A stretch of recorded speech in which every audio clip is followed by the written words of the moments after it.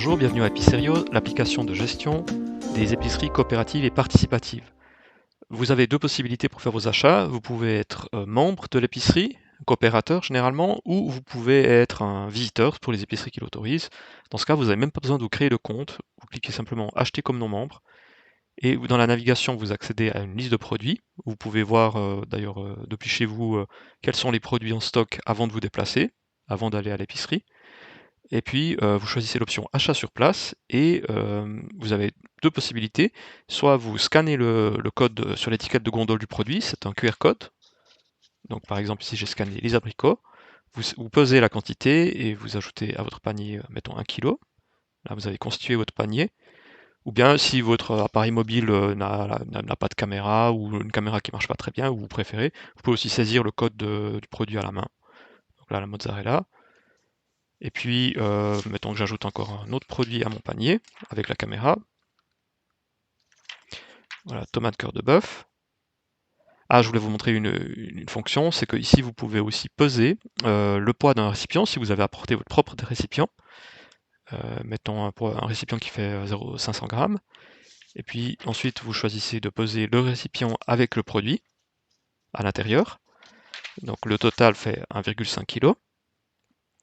Et vous voyez qu'en fait, il vous a calculé la différence, donc vous avez réellement payé 1 kg de tomates. Une fois que vous avez terminé vos achats, vous transmettez à la caisse et vous obtenez un code que vous pouvez indiquer au caissier.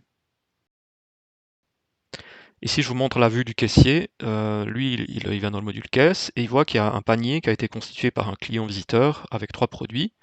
Il dit traiter le panier, il peut contrôler le contenu du panier. Admettons qu'il avait mal pesé, que c'était pas 1 kg mais 1,2 kg, il peut encore modifier un panier, il peut enlever, ajouter un produit. Une fois que tout est bon, il peut choisir le mode de paiement. Donc terminal carte, si l'épicerie a un terminal par carte de débit crédit, ou bien un paiement en espèces. Donc admettons ici que la personne nous donne 50, donc on doit rendre 26,35.